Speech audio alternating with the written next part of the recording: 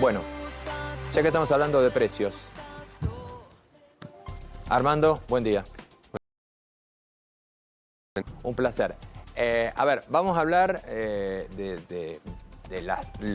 tema del momento, que son las listas de precios que están llegando, las listas que llegan de los productores, de las empresas, y cómo es esta cuestión de tensión entre supermercados y cómo están reaccionando todos los niveles, porque conocemos más el tema de los supermercados, que es lo que públicamente, incluso el ministro habló del rechazo de las listas, pero esto está sucediendo, o por lo menos el gobierno pretende que suceda en todos los niveles.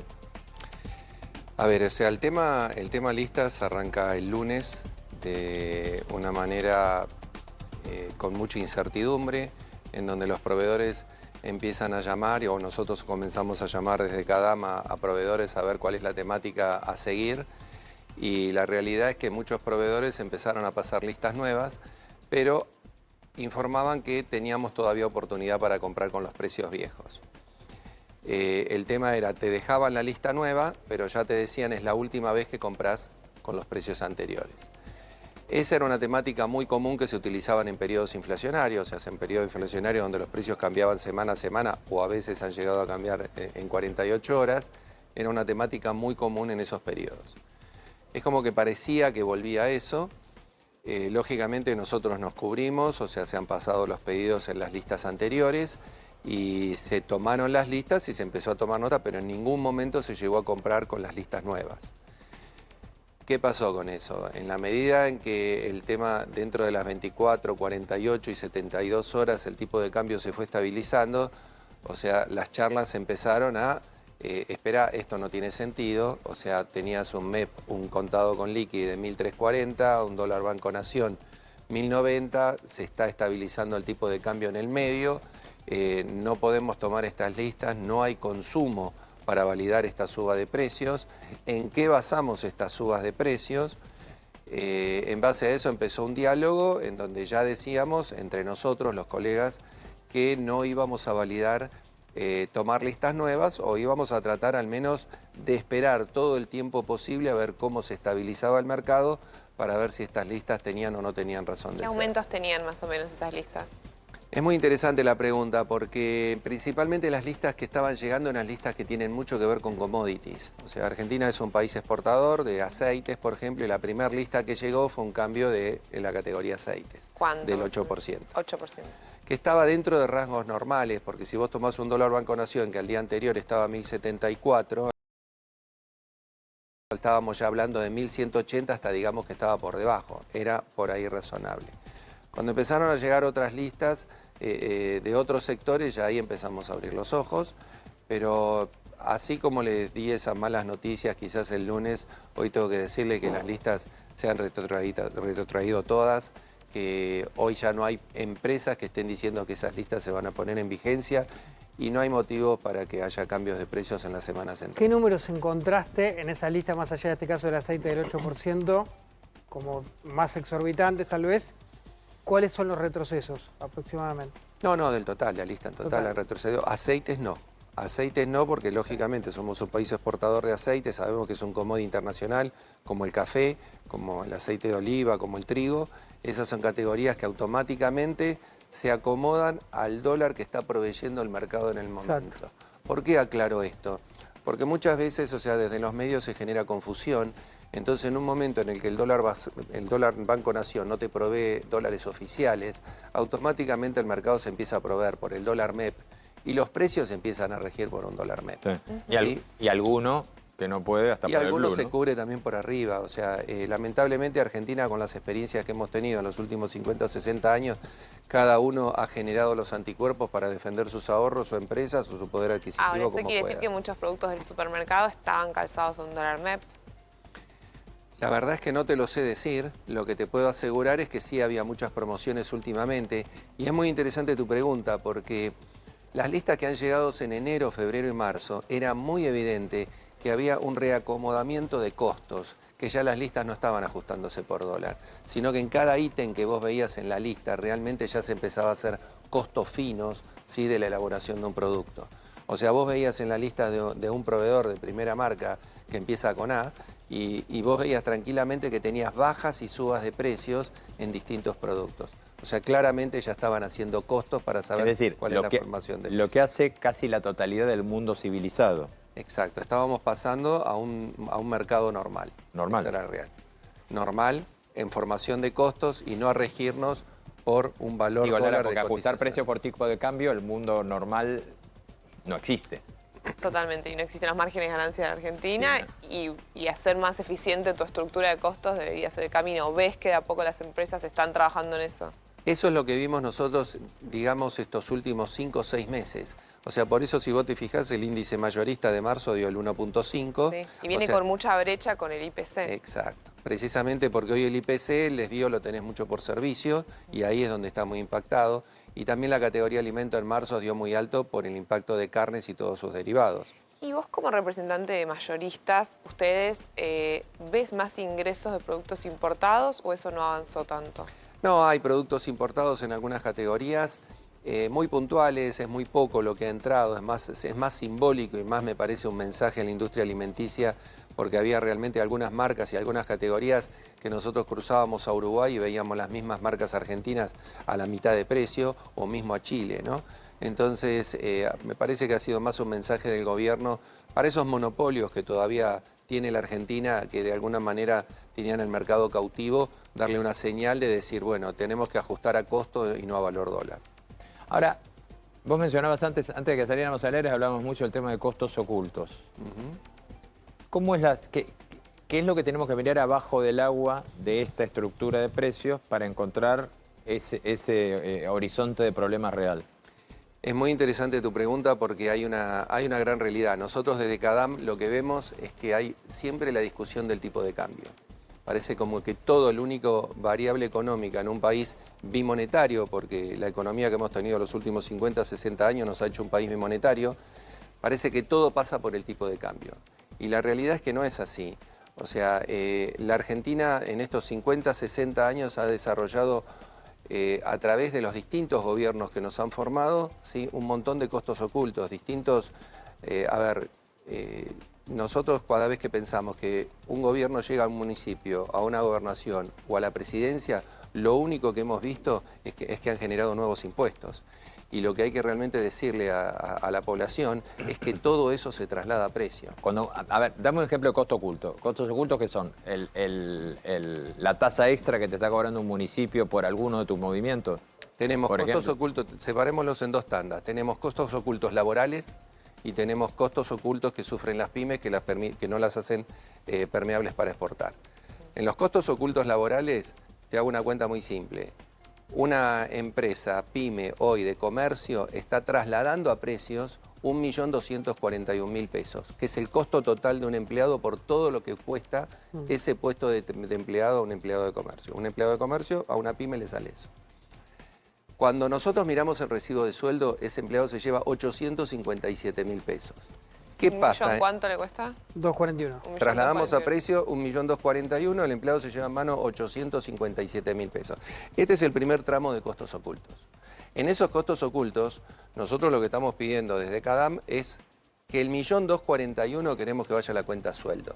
Que sea el empleado el que disponga qué hace con sus fondos porque es el dueño del dinero. Claro. ¿Sí? Entonces que en la cuenta sueldo se empieza a debitar. Obra social, está perfecto, corresponde. Jubilación, está perfecto, corresponde. Sindicato, ¿corresponde? ¿No corresponde? No, claramente. Tiene que ser voluntario. Hoy es obligatorio. Después tenés El tema de discusión que el gobierno está planteando, el tema de la cuota solidaria. Después tenemos un tema Pero que está parado. Está parado, sí. Después tenemos 3 puntos muy calientes, ¿sí?, dentro de los costos ocultos laborales, que es, hoy todavía el empleado está pagando 5.500 pesos de COVID. Claro. Después tenemos... Hay un montón de impuestos relacionado con esto. Un montón de... Hay municipios que están cobrando todavía tasas de COVID que se conocieron en los últimos meses, por ejemplo, Morón. Sí. Después de los 5.500 pesos de COVID, tenemos el INACAP, que es una capacitación que se autorizó en el año 2007, que nadie hace, que no, al menos en toda ¿Cuánta plata es más o menos? Son otros 5.000 pesos, ¿sí?, que representan aproximadamente una caja de 5.000 millones de pesos mensuales, 70 millones de dólares al año, depende del tipo de cambio que le pongan. Eso lo maneja CAME y lo maneja la Cámara Argentina de Comercio. ¿sí? Pero en realidad es algo que se distribuye entre cámaras y que no hace ningún tipo de capacitación.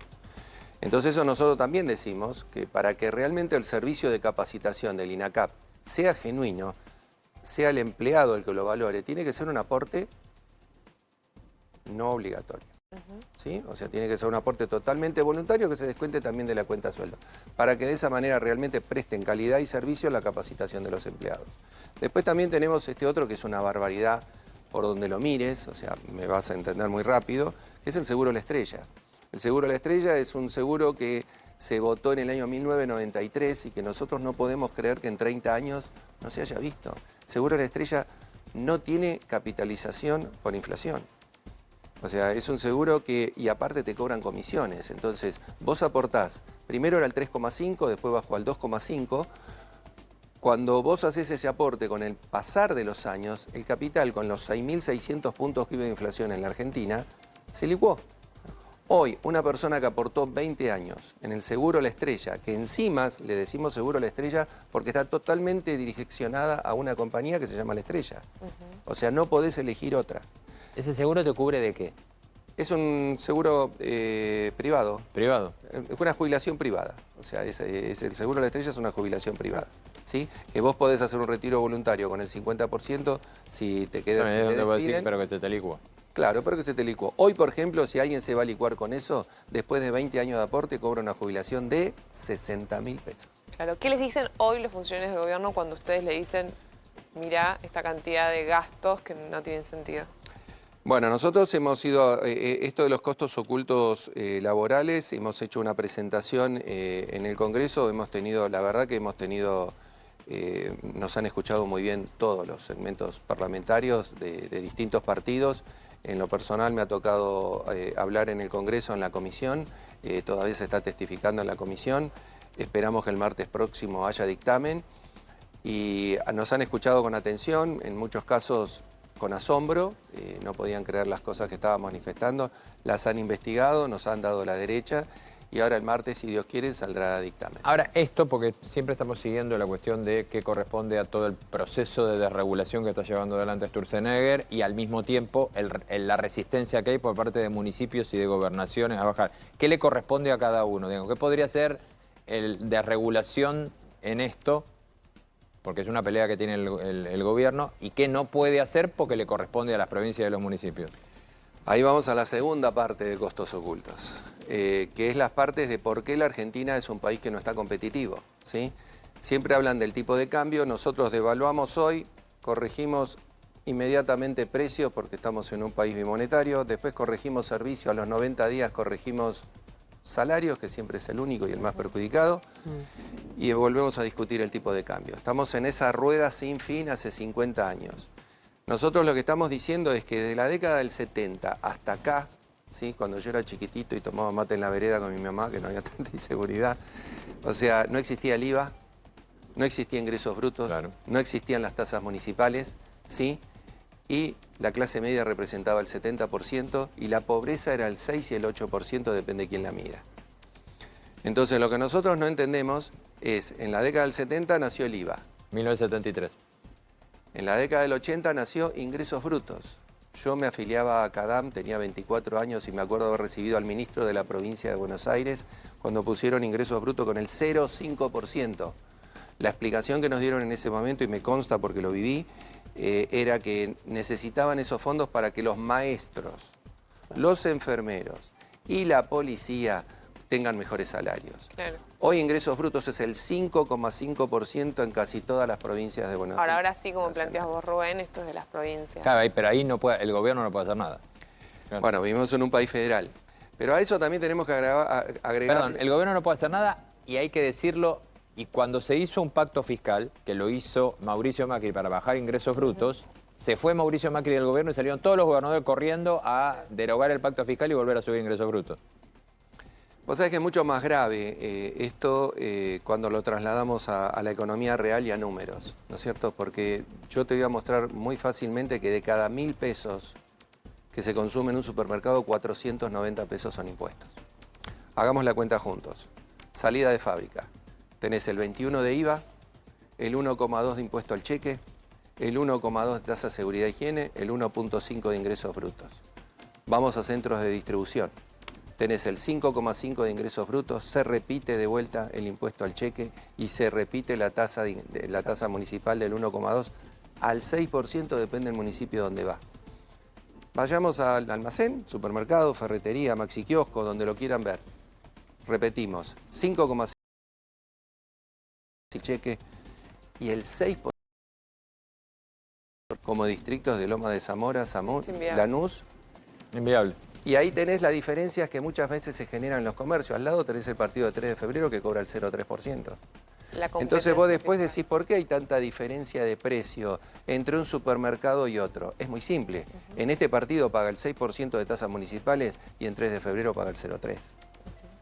Entonces, toda esa distorsión de precios lleva que a una pyme traslada a precios 1.241.000. Un empleado se lleva en manos 857.000 pesos.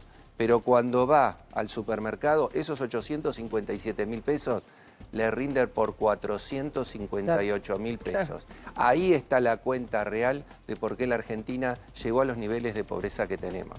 La realidad es que tenemos municipios, provincia y nación que no hacen cuentas como las hacemos nosotros en nuestra casa, que según nuestros ingresos acomodamos nuestros gastos. No, olvídate, esa es la historia de la Argentina. Municipios, provincia y nación hace 50 años que cada intendente, cada gobernador o cada presidente que llegó, lo único que hizo fue aguantar el gasto, sacándole más recursos a la población y a las pymes argentinas. Por eso nuestras pymes no están competitivas y nuestros trabajadores tenemos el 38 o el 54% de pobreza. Armando, muchísimas gracias. Siempre a disposición.